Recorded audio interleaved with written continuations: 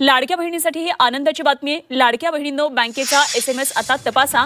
2-3 दिवसांमध्ये फेब्रुवारीचा हप्ता जमा होणार आहे। महिला बालकल्याण मंत्री आदिती तटकरे यांनी माहिती दिलेली आहे आणि लाडक्या बहिणींसाठी ही आनंदाची बातमी आहे।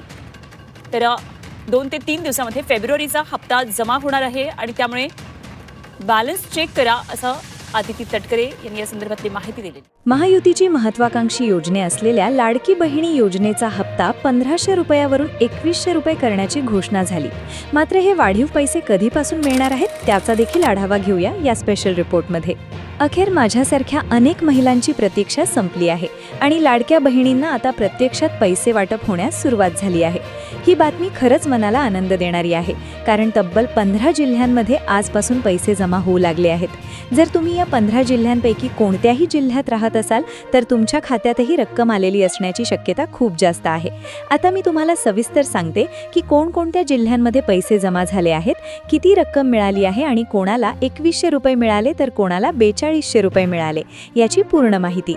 खूप दिवसांपासून आम्ही सगळ्या महिला वाट पाहत होतो की लाडकी बहीण योजनेचे पैसे नेमके कधी मिळणार। दरम्यान मुख्यमंत्री स्तरावर बैठका झाल्या आणि निर्णय घेतल्यानंतर अखेर आज अनेक महिलांच्या खात्यात पैसे जमा झाले आहेत। कालच सांगितल्याप्रमाणे आज प्रत्यक्षात पैसे जमा होण्यास सुरुवात झाली आणि सर्वात आधी 15 जिल्ह्यांमध्ये ही प्रक्रिया पूर्ण करण्यात आली आहे। जर तुम्ही त्या जिल्ह्यांमध्ये राहत नसाल तरी घाबरण्याची गरज नाही, कारण लवकरच इतर जिल्ह्यांमध्येही पैसे जमा होणार आहेत। सर्वात महत्त्वाची गोष्ट म्हणजे काही महिलांच्या खात्यात 2100 रुपये जमा झाले आहेत, तर काही महिलांना थेट 4200 रुपये मिळाले आहेत। यामुळे अनेकांच्या मनात प्रश्न निर्माण झाला आहे की कोणाला जास्त पैसे का मिळाले आणि कोणाला कमी। यामागे काही विशिष्ट अटी आणि प्रक्रियेचे कारण आहे। ज्या महिलांनी आवश्यक कागदपत्रे आणि प्रक्रिया पूर्ण केलेली आहे त्यांना 2 हप्ते एकत्र मिळाल्यामुळे 4200 जमा झाले आहेत, तर काही महिलांना सध्या एकाच हप्त्याचे 2100 रुपये मिळालेले आहेत। आता जिल्ह्यांबद्दल बोलायचं झालं तर यवतमाळ हा पहिल्या क्रमांकावर आहे। जर तुम्ही यवतमाळ जिल्ह्यात राहत असाल तर तुमच्या खात्यात पैसे आलेले असण्याची पूर्ण शक्यता आहे। त्याचप्रमाणे सातारा, अमरावती या जिल्ह्यांमध्येही पैसे वाटप सुरू झाले आहे। जळगाव, नाशिक आणि संभाजीनगर या ठिकाणीही महिलांच्या खात्यात पैसे जमा झालेले आहेत आणि तिथल्या बहिणींमध्ये आनंदाचं वातावरण निर्माण झालं आहे। या सर्व प्रक्रियेमध्ये एक महत्त्वाची गोष्ट लक्षात घेण्यासारखी आहे की कोणतीही वेगळी अट लावलेली नाही असे अनेकांना वाटत असले तरी प्रत्यक्षात पात्रता तपासूनच पैसे जमा केले जात आहेत। त्यामुळे काहींना 2100 रुपये तर काहींना 4200 रुपये अशी वेगवेगळी रक्कम मिळत आहे। जर तुम्ही सर्व अटी पूर्ण केल्या असतील तर तुम्हालाही पुढील टप्प्यात जास्त रक्कम मिळण्याची शक्यता आहे। आता सर्व महिलांसाठी ही खूप मोठी दिलासादायक बातमी आहे, कारण इतक्या दिवसांची प्रतीक्षा अखेर संपली आहे। ज्यांच्या खात्यात पैसे आले आहेत त्यांनी नक्की आपला बॅलन्स तपासून घ्यावा आणि ज्यांना अजून आले नाहीत त्यांनी थोडा संयम ठेवावा, कारण उर्वरित जिल्ह्यांमध्येही ही प्रक्रिया लवकरच पूर्ण होणार आहे। जर तुम्ही या सांगितलेल्या जिल्ह्यांपैकी कोणत्याही जिल्ह्यात राहत असाल तर तुमच्या खात्यात किती पैसे आले ते नक्की तपासा आणि तुमचा अनुभव इतरांसोबत शेअर करा, कारण अशा प्रकारची माहिती इतर बहिणींसाठी खूप उपयोगी ठरते। आता मी तुम्हाला पूर्ण माहिती सांगते की नेमकं कोणकोणत्या जिल्ह्यांमध्ये पैसे वाटप झालं आहे आणि त्यासोबतच एक खूप मोठी घोषणा सुद्धा करण्यात आलेली आहे। ही घोषणा आधीच करण्यात आली होती पण तिला अधिकृत मान्यता नव्हती, मात्र आता त्या निर्णयाला पूर्ण मंजुरी मिळालेली आहे। सर्वात महत्त्वाची गोष्ट म्हणजे आता महिलांना पीठाची गिरणी वाटप करण्याचा निर्णय पूर्णपणे मंजूर झाला आहे आणि लवकरच महाराष्ट्रभर महिलांना घरपोच पीठाच्या गिरण्या देण्याची प्रक्रिया सुरू होणार आहे। केंद्र शासनाकडून यासाठी आदेशही आलेले आहेत आणि संपूर्ण राज्यात ही योजना राबवली जाणार आहे। त्यामुळे ही महिलांसाठी खूप मोठी आणि आनंदाची बातमी आहे। आता पीठाची गिरणी नेमकी कोणाला मिळणार आणि कोणाला मिळणार नाही याबाबत सविस्तर माहितीही समोर आलेली आहे।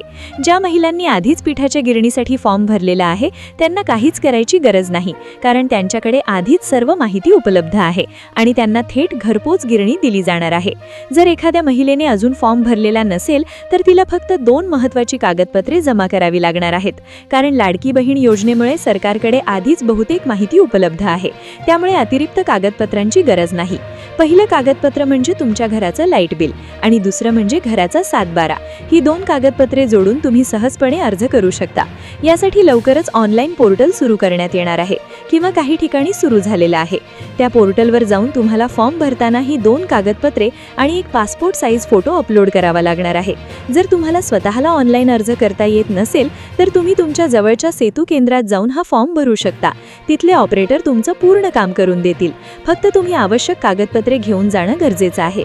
जसं आधी भांड्यांची किटं घरोघरी वाटप झाली होती तसंच आता पिठाची गिरणी सुद्धा घरपोच मिळणार आहे. त्यामुळे महिलांसाठी ही योजना खूप उपयोगी ठरणार आहे आणि घरगुती खर्चातही मोठी बचत होणार आहे. आता जिल्ह्यांबद्दल बोलायचं झालं तर रत्नागिरी, धुळे, रायगड या जिल्ह्यांमध्ये पैसे वाटप सुरू झालं आहे. तसेच मुंबईमध्ये राहणाऱ्या महिलांसाठीही ही आनंदाची बातमी आहे, कारण तिथेही पैसे जमा झाले आहेत. नंदुरबार आणि बीड या जिल्ह्यांमध्येही महिलांच्या खात्यात पैसे आलेले आहेत.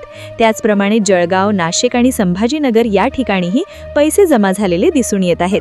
उर्वरित जिल्ह्यांमध्ये प्रक्रिया सुरू आहे आणि लवकरच सर्व महिलांच्या खात्यात रक्कम जमा होणार आहे. शेवटी पुणे, कोल्हापूर आणि अहमदनगर या जिल्ह्यांमध्ये पैसे वाटप झाल्याची माहिती समोर आली आहे. त्यामुळे जर तुम्ही या जिल्ह्यांमध्ये राहत असाल तर तुमच्या खात्यात पैसे आलेले असण्याची पूर्ण शक्यता आहे. आता काही महिलांना 2100 रुपये मिळाले आहेत तर काहींना 4200 रुपये मिळाले आहेत. त्यामुळे तुम्हाला नेमके किती पैसे मिळाले हे एकदा नक्की तपासून घ्या. जर अजून पैसे आले नसतील तर काळजी करू नका, कारण ही प्रक्रिया टप्प्याटप्प्याने सुरू आहे आणि लवकरच तुमच्या खात्यातही रक्कम जमा होईल. पहिलं प्रोत्साहन दिलं, पण ते प्रोत्साहन त्यांनी क्रांतीज्योती सावित्रीबाई फुलेंनी पहिली मुलींसाठीची शाळा सुरू केली. त्यांच्यासोबत फातिमा शेख सुद्धा होत्या. यांनी सुद्धा त्या ठिकाणी एक छोट्याशा त्यांच्या त्या कोलीमध्ये ही शाळा सुरू केली. आज माझ्यासारख्या अनेक भगिनी ज्या आज या ठिकाणी बोलू शकतात त्याचं कारण म्हणजे क्रांतीज्योती सावित्रीबाई फुले. त्यांनी जर त्यावेळेला खऱ्या अर्थानं सबंध समाजाच्या प्रवाहाच्या विरोधात जाऊन जर महिलांसाठी, स्त्रियांसाठीची हा शिक्षणाचा पाया रुजवला नसता तर